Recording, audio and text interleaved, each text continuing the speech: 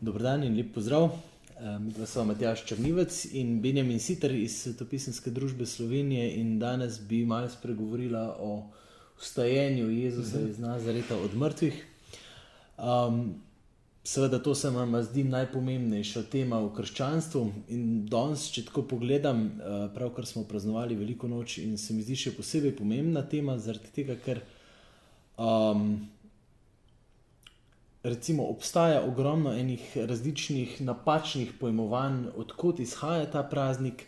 Zadnje čase se mi zdi, da ga povezujemo samo še z zajčki, pa z raznimi okraski, pa praznovanjem pomladi in tako naprej, in seveda šunko, pirhi in tako naprej.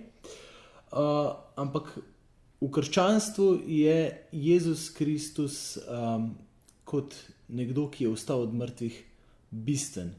In brez njegovega vstajenja od mrtvih ni krščanstva, o tem sva z Matjažem tudi že govorila. Če odtipkate na YouTubeu Beseda v družbi, to je bila, mislim, da 19. pogovor je bil o vstajenju, tako da si lahko tudi tam malo več pogledate. Tudi bomo dali spodaj v opombe tega videa, bomo dali to noter kot link in si lahko še tam pogledate kaj več. Ampak Matjaž, da mi nekaj povej, a je res Jezusovo vstajenje v bistvu samo neka pocen kopija Ozirisovega vstajenja, pa še ne par takih je v starih mitologijah omenjenih vstajenj različnih božanstv, ali je tle kaj malo drugače? Ja, to je zanimivo, kolikrat se sliši tako v širši družbi, ne, kakšen take ugovor ali pa kritike, ne, da češ ta krščanska zgodba je samo preoblečena ena pač druga mitološka zgodba, recimo Ozirisova ali pa kakšna druga. Tukaj treba pač opozoriti preprosto na to, da mogoče površinsko to tako izgleda, ampak ko greš ti gledati tekste, ki govorijo recimo o Ozirisu, ali pa na drugi strani tekste, ki govorijo o Jezusovem vstajenju, ki takoj po par sekundah rata jasno, da govorimo o dveh popolnoma drugačnih stvareh, zato ker eno je jasno pač mitološko, legendarno gradivo, ki ima lahko neko vrednost, ne bomo rekli a priori, da ne, pač pomeni neko razumevanje enih ljudi v nekem času. Tukaj pa govorimo o evangelijih, pa govorimo o dejanskem zgodbi, ki je vezana zgodovinsko zelo jasno. Tukaj je Ponci Pilat, tukaj je Palestina, tukaj imamo točno geografsko in časovno stvar locirano, se pravi definirano, zelo natančno. In sam način pripovedi je kompletno drugačen. Tako da smo v kompletno drugem svetu, ko govorimo o tej pripovedi velikonočni, ki jo najdemo v evangelijih, pa tudi sicer v Novi zavezi. Kaj je potem takem iz te pripovedi, ki jo lahko beremo iz Nove zaveze, se mi pač par vprašanj nekako poraja. Ne? Prvič, ali je ta pripoved verodostojna, zgodovinsko, ne? Potem pa kakšni so kakšni dokazi, ki v bistvu držijo in jih lahko recimo priznavamo tako verni kot neverni, ali je tukaj samo pač pravljica za pobožne velike in majhne otroke, kot je pravljica o Božičku, sem zadnjič prebral na enem forumu. Zanimivo mi je bilo tudi to, kako hitro se poveže to, recimo, da je datum Jezusovega rojstva bil naknadno izbran, enako je z vstajenjem. Se mi zdi, to se vse ena taka mišunga, ne? Pa me zanima, kako je res s tem verodostojnostjo teh poročil, ki so v Novi zavezi, in tako malo povej, kako je to nastajalo in kdaj. Zdaj, če hočemo tako reči, če želimo govoriti o dokazih za Jezusovo vstajenje od mrtvih, bi jih jaz dal v dve skupini. Eno bi dal kot pomožen način dokazovanja, in lahko o tem malo spregovorimo, potem bi pa še malo pozneje pa spregovorili o glavnem načinu dokazovanja. Pomožni način bi bil točno ta, da se pokaže na zgodovinske elemente, ki so bolj ali manj neizpodbitni.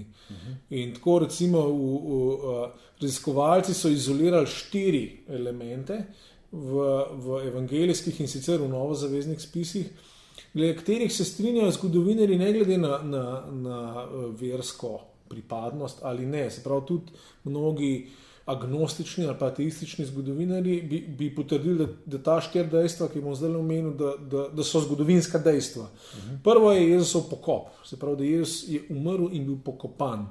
Celo ponavadi se tukaj kar resno vzame, da je bil tukaj vključen Jožef iz Arimateje, ki je bil član judovskega parlamenta, se pravi vodilnega političnega telesa v judovstvu tistega časa. Se pravi, ena je pokop. Drugo je to, da je potem bil najden prazen grob. In da večinoma se tudi pove, da so bile tle zraven ženske, ki so to najprej najdle, kar je izredno presenetljivo za tisti čas. Potem tretje dejstvo je to, da so potem imeli razni Jezusovi učenci izkustva Jezusa, ki živi. Zdaj pustimo, lahko zaenkrat damo vklepaj, kakšna so ta izkustva bila, ampak samo dajmo reči, kar se tega dejstva tiče, da so bili eni ljudje, ki so imeli izkustva, da govorijo z ostalim Jezusom, ne glede na to, kakšna so to bila, to tudi celo agnostični zgodovinarji priznavajo kot dejstvo. Se pravi, kot dejstvo priznavajo pa tudi samo narativo, samo zgodbo v Novi zavezi, kot je, recimo, pač kdaj je bila napisana, da je verodostojna in tako naprej. Kako je s tem? Gremo zdaj še do četrte stvari, potem pa se lahko vrnemo. Četrti element je pa potem dejstvo, o katerem pričuje cela Nova zaveza in namreč verovanje zgodnjih kristjanov. Vemo točno, kaj so verjeli, kako so govorili, kako so pisali o Jezusu iz Nazareta in kako so razumeli ta dogodek. Se pravi, tukaj imamo zdaj te štiri zgodovinska dejstva, ki so sprejeta splošno, bomo rekli, med zgodovinarji, ne glede na to, kje stojijo glede vere, a so kristjani ali ne, a verujejo, da Bog obstaja ali ne. To so ta štiri dejstva. Zdaj, kar se pa tiče ocene Nove zaveze, zgodovinsko je pa tako, da seveda se spet tukaj mnenja zelo razhajajo, najdemo pač kompleten spektr mnenj, tukaj je treba pač tako reči. Seveda pa obstaja dosti nepristranskih, bi rekel, raziskovalcev, ki potrjujejo, da je stvar v osnovi zgodovinska. S tem, da tukaj moramo paziti, kaj govorimo, zato ker naš koncept zgodovine, kot ga poznamo zdaj, je drugačen. In s tem, če bi mi zdaj hoteli reči, da je to tukaj, kakorkoli odgovorimo, malo zgrešimo. Se pravi, če bi nekdo hotel reči, da to je 100% zgodovinski tekst, enostavno grešimo proti naravi teh tekstov, ker so bili pisani drugače. Enako velja, če rečemo, ne, to ni zgodovinsko. Spet je to narobe, ker mi tlačimo neke naše predstave, kaj je zgodovinski dokument, zgodovinski tekst, jih vsiljujemo ljudem z malo drugačnim pogledom na svet. Zdaj pa znotraj tistega pogleda na svet je pa normalno, da se stvari povezujejo. Ampak je pa treba vseeno reči, da tudi recimo na, kaj bi rekel tak, z metodami trde zgodovinske znanosti, čeprav to bomo morali malo problematizirati, kaj to sploh je. Recimo so vsaj nekatera dejstva v nekaterih knjigah neverjetno natančno potrjena, predvsem recimo v Lukovih tekstih, se pravi v Lukovem evangeliju, pa še posebej apostolska dela, je arheologija nekatere stvari potrdila dokaj presenetljivo. Recimo Luka je uporabil ene posebne termine za vladarje enega grškega mesta, ki so si pač zgodovine se rekla, to si je Luka nekaj izmislil. Potem so pa najdel točno arheološko najdbo, ki je potrjevala, da točno v tistem mestu so pa imeli mestni voditelji tak naziv. A niso nekaj časa nazaj celo za Poncija Pilata govorili, da ni bil zgodovinska osebnost? Pa se je to dvomim, ker to je tudi iz rimskih virov jasno, da obstajajo. No, ampak Lukata so na tak način preverili na več mestih in potem je pa tako, da če enega pisca lahko preveriš na veliko točkah, v tem smislu, da tudi detajle poroča točno, potem resni zgodovinarji ponavadi ga sprejmejo kot merodajen vir, ne, in ni pravega razloga, da bi mu potem kar dvomil za ostale stvari, ki jih pač ne moreš preveriti. To glede zgodovinskosti Nove zaveze. Občutek imam, da se mi zdi, da včasih glih za Novo zavezo vzamemo malo drugačne vatle, kot pa za kakšne ostale stvari, ki izvirajo iz antike, ki jih prav tako ne moramo natančno preveriti. Se pravi, je verjetno dosti odvisno od tega, s kakšnimi očali prihajamo brati ta teksta. Ne? Ja, no in tukaj seveda pa moramo zdaj govoriti tudi na splošno, res tako, kot smo že prej rekli pri primerjavi z mitologijami in tako naprej, Nova zaveza vseeno spada v širšem smislu v ta judovski pogled na svet. In seveda za Jude je bilo pa zmeri bistveno to dejstvo, da Bog deluje v zgodovini. Oni se niso toliko poglabljali v neko špekulacijo, duhovno, mistično in tako naprej, sicer imamo tudi to pri njih, ampak bistveno je vsem je Božje delovanje v konkretni zgodovini. Zato imamo v Stari zavezi tiste neskončne sezname imen, ker so konkretni ljudje na konkretnih mestih, ki so živeli so za njih pač pomembni. In tudi seveda cela nova zaveza se vpisuje v ta isti pogled na svet, se pravi Bog, ki deluje v zgodovini. Torej njihov osnovni motiv pravzaprav je govoriti o zgodovinskih stvareh. To je temeljna stvar, ki je vsakmu nepristranskemu bralcu Svetega pisma lahko zelo hitro postane jasna. Tako da, zdaj imamo ta 4 dejstva. Zdaj pa vprašanje, kaj naredimo s temi 4 dejstvi. Zdaj, seveda, tukaj pa smo pred pravzaprav vprašanjem, kaj sploh je zgodovina. In sodobni filozofi opozarjajo na to, da zgodovinska resnica ni znanstvena resnica, ker ne more biti. To ni gotovost, ki jo imamo glede zgodovinskih dejstev, je čist drugačna in sorazmerno manjša, kar rečemo tako, kot je gotovost, ki jo imamo glede matematičnih ugotovitev. Zakaj? Zato, ker zgodovina je pač obstajajo recimo dejstva, glede katerih se večina ljudi strinja. In tukaj smo 4 dejstva navedli. Zdaj pa je vprašanje seveda, kako ta dejstva, recimo ta 4 ali pa kjerkoli druga, kako jih v neko zgodbo povežemo in potem pa pride kriterij verjetnosti. Kako se nam ta zgodba zdi verjetna. In tukaj pa seveda tako je rata jasno, da če imaš ti že vnaprej določena prepričanja, da Bog obstaja ali pa da Bog ne obstaja. Če Bog ne obstaja, seveda teh 4 dejstev ne boš mogel zložiti tako, da je Jezus zares vstal od mrtvih. In zdaj, seveda, če si pošten zgodovinar, potem moraš vsaj eno stvar tukaj, da razlage za to ni. Ker seveda so tudi poskušali alternativne razlage, recimo, da so. Kaj lahko jih par našteje, kakšne so bile? Ja, da so učenci ukradli telo, ali pa da Jezus ni čist do konca da Jezus ni umrl in tako naprej. In zdaj, tukaj potem pride do tega, da katerekoli ta razlaga, če jo res začnemo postavljati skupaj z vsemi temi 4 dejstvi, ki sem jih navedel, vidimo, da pri enem ali pri 2 odpove. In zato ne pride skozi, čisto po domače povedano, da pač pojasni recimo, zakaj je bil prazen grob, ne pojasni pa, zakaj so potem kristjani tako verjeli, kot so. In bili pripravljeni umreti za to prepričanje. Tako, ja. In seveda potem imamo pa še tukaj eno drugo stvar. Moramo se zavedati, da živimo pač v družbi, ki je prežeta s skepticizmom. In nam se zdi, da če enim ljudem pripišemo v bistvu en slab namen, in se nam zdi to realno. Ampak tle se moramo vprašati res, kaj je zdaj tukaj, a je to res naš občutek za resnico ali je to bolj naš predsodek. Nekaj zdaj, recimo, če pripišemo skupini eni v bistvu razkropljeni in kompletno razočarani skupini, prvič je psihološko malo verjetno, da bi taka skupina lahko ukrast truplo, pa narediti recimo celo zgodbo pri tem, ko je dejansko njihov up bil poražen in uničen, in pri tem seveda, ker so bili drugi kandidati za mesija tam v tistem času, veliko bolj verjetno bi bilo, da bi te učenci drugega mesija šli iskat, ker teh kandidatov je bilo nekaj v judovstvu tistega časa, se je zgodovina o tem, kaj ve povedati. Še bolj se mi zdi pa enostavno, kar pripisati jim en slab namen, se mi zdi, to je ta naš prirojen skepticizem, ki pa zna biti zelo nevaren, ker v končni fazi se potem nam zna zgoditi tole, da če že mi v a priori pristopamo s skepso, se potem ne moramo čuditi, če je tudi končen zaključek našega sklepanja skeptičen. Ampak tukaj smo samo govorili sami sebi, nismo bili odprti sploh za kakšno resnico. Tukaj smo samo sami svoje stališče potrdili in ostali zaprti sami vase. No, seveda, zgodba o ostajenju ima pa ravno obraten namen in obraten potencial. To je od začetka je bilo to kot razglas.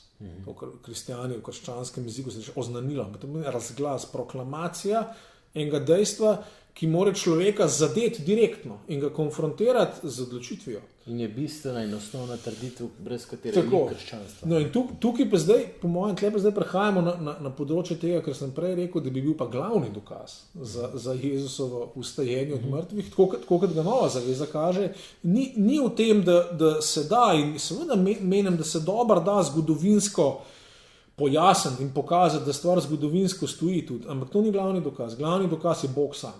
in božja akcija, direktno božje delovanje. In to vidimo iz mnogih tekstov v Novi zavezi, če gremo brati. Tle je cel seznam mest v Pavlovih pismih in tudi v Janezovih spisih, ki govorijo o Svetem Duhu.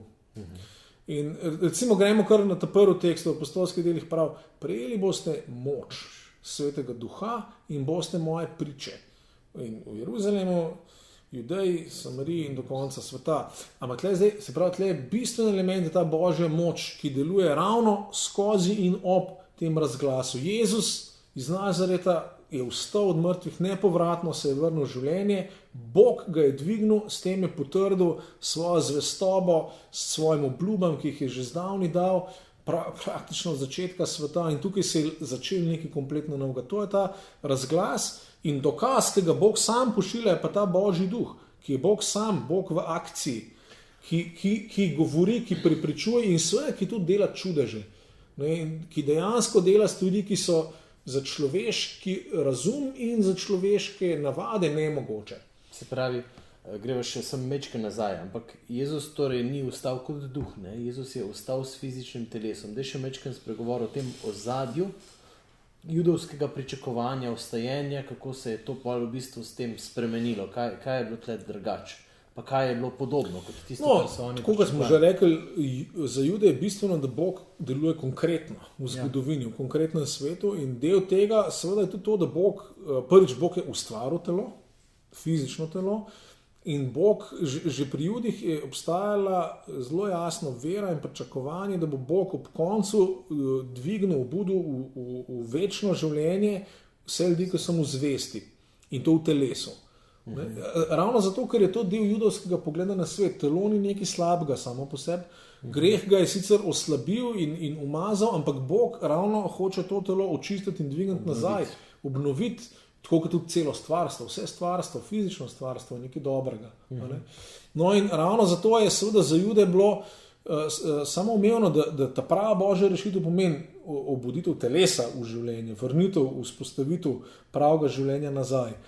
No, pri Jezusovem vstajenju od mrtvih vidimo, da je to ta tipično judovski koncept, ki ga ne najdemo nikjer drugje. Hkrati je pa spremenjen v tem smislu, da tukaj je pa zdaj eden Mesija, ki je vnaprej že vstal v slavi in hkrati je s tem že začel proces novega tukaj v tem svetu, hkrati pa ta zaključek pa še čaka, še prihaja tukaj. In ravno raziskovalci povejo, da ravno tak razvoj razumevanja in verovanja v prvi cerkvi, ki je pa neizpodbitno izpričan, je pa izredno težko razložiti s čemarkoli drugim. Ja. Ker, če bi Jezus se samo prikazal enim, to moramo vedeti, te ljudje so seveda to poznali. Vse te ljudje so imeli taka izkušnja, to je bil del njihovega sveta. In oni bi na sam neka videnja, neke te stvari bi odgovorili drugače. Ali pa če bi fizično preživel, pa se malo prikotaljuvan. To pa sploh, potem bi bilo sploh težko trditi, kje je ta zmagovit element in tako naprej. Tukaj enostavno čist zmanjka in psihološko in tudi teološko, tukaj potem ni nobene prave povezave v bistvu med tem, med enim pa drugim. No, in zato, se pravi, meni se zdi bistveno za nas danes, prvič za vse ljudi danes, da ravno, ko se govori o Jezusovem vstajenju od mrtvih, je to pravzaprav poziv, a ne bi morda dovolili Bogu, da sam sebe predstavi. Ker, ko govorimo o teh zgodovinskih dokazih, je tako, kot bi govorili o Bogu v tretji osebi, pač ene stvari, ki jih je Bog naredil. Zdaj pa to, kar pa Nova zaveza govori, pravzaprav je pa dejansko povabilo, da izkusiš Boga v živo, iz prve roke, ker Sveti Duh je Bog v živo. To je Sveti Duh. To je živ Bog, ki deluje konkretno, aktualno, izkustveno v tem svetu. Tako.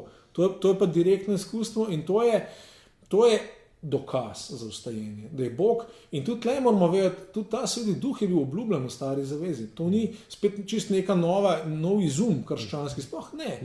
To je eno od teh velikih judovskih pričevanj, ki je Bog obljubil, da bo razlil svojega duha na vse meso, na vsa živa bitja in da bodo ljudje izkusili Boga in da bodo vsi ratali Božji učenci in tako naprej. To je del te velike obljube, ki se je ravno v tem razglasu, da je Jezus se nepreklicno vrnil v življenje, ravno skozi ta razglas se ta obljuba izliva ven na vse. No, in to je izziv za vse ljudi. Za nas kristjane je pa prav tako to izziv, da pravzaprav iščemo to moč, ne? Ker ta moč Svetega Duha je nekaj konkretnega. Tukaj mi kristjani imamo problem, da smo to preveč poduhovali. In tle v Novi zavezi je pa ta stvar izredno konkretna. In tukaj velikrat vidimo, to so znamenja in čudeži, ki spremljajo krščansko to oznanilo, krščanski razglas. In tukaj je izziv za nas, vse kristjane, ki živimo na tem področju, da se vrnemo k temu preprostemu dejstvu, da Bog želi poslati Svetega Duha, da želi poslati svojo moč za enostavno, ki bo na zelo konkreten način izpričala, da je Mesija res vstal od mrtvih. Ker tudi, če nas prepričajo neki zgodovinski dokazi, v redu, potem bomo imeli neko gotovost, ampak dejansko to, kar pa nas spremeni, je pa ta božji dokaz. In ta božji dokaz pa seveda potem iz nas tudi naredi priče, naredi misionarje, če hočemo. In to je pa to, kar se mi zdi, da kristijani tukaj predvsem rabimo. Ne? Ta nov ogenj od Boga, ki nam omogoči, da dejansko vstopimo v to božjo zgodbo in začnemo sami stati na mestu, ki nam ga je Bog dal. Da postanemo pristni učenci ostalega Mesija in pričevalci. Ja. Ok, super, hvala. Še enkrat, če prej na začetku niste slišali, več o vstajenju sva spregovorila tudi že v videu Beseda v družbi, številka 19. Si lahko še tam pogledate kaj več o samih teh pomožnih zgodovinskih dejstvih. Sicer pa hvala, to je to.